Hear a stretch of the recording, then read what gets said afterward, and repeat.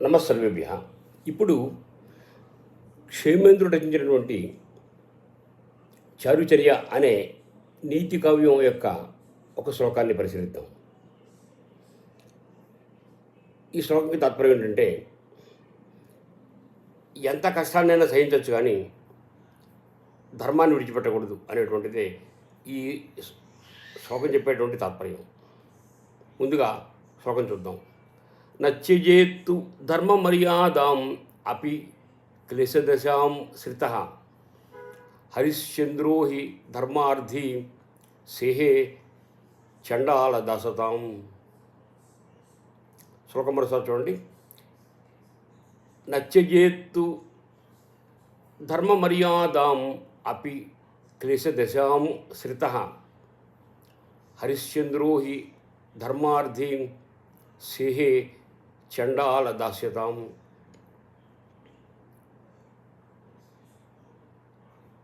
క్లేశ దశాం, చాలా కష్టమైనటువంటి దశని శ్రిత అపి పొందినప్పటికీ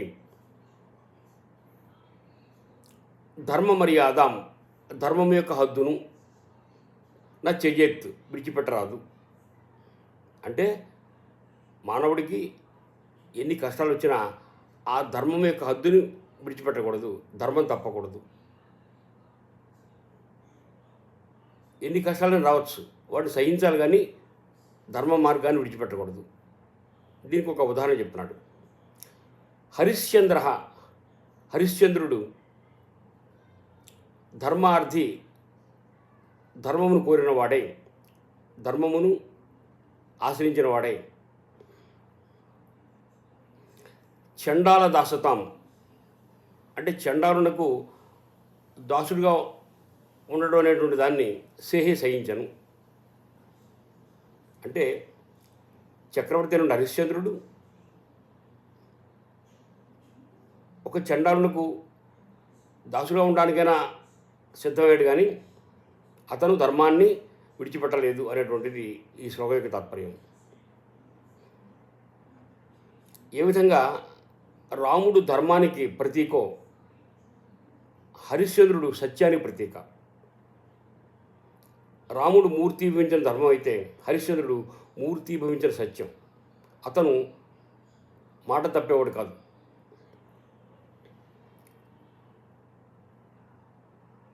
విశ్వామిత్రుడు ఒక యజ్ఞం చేయడానికి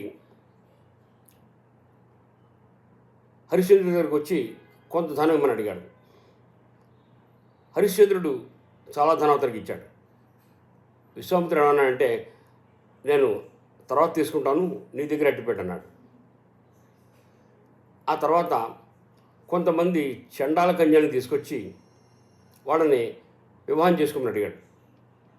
నేను ఏకపత్ని వృతుడిని, నేను మరొక స్త్రీని వివాహం ఆడను అన్నాడు. అటైతే నీ రాజ్యాన్ని ఇచ్చేయమన్నాడు. నేను రాజ్యం ఇవ్వడానికైనా సిద్ధపడతాను కానీ నేను మరొక స్త్రీని వివాహం చేసుకోనని చెప్పి రాజ్యాన్ని విశ్వామిత్రుడికి ఇచ్చాడు. ఇచ్చాక విశ్వామిత్రుడు ఏమన్నా అంటే, నాకు పూర్వం ఇస్తానన్నటువంటి ఆ ధనం ఏమని అడిగాడు.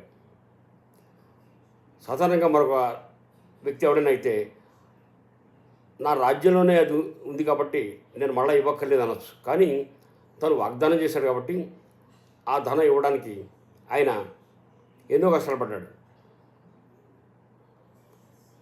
తన భార్యను అమ్మేశాడు. తర్వాత తానే ఒక చంద్రాలుని దగ్గర సేవకుడిగా మిగిలాడు. ఇటువంటి మరెన్నో కష్టాలు సహించాడు కానీ ఆయన ధర్మం తప్పలేదు. నేను నీకు ఇవ్వను అని అనలేదు. కాబట్టి మానవుడు ఎన్ని కష్టాలైనా సహించాలి కానీ ధర్మాన్ని తప్పకూడదు.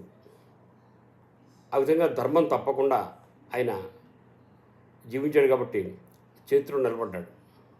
లేకపోతే ఎంతోమంది చక్రవర్తులకి ఆయన కూడా కాలగర్భంలో కలిసిపోయేవాడు. కాబట్టి మనిషికి ధర్మం అనేటువంటి వెన్నెముక నడుది.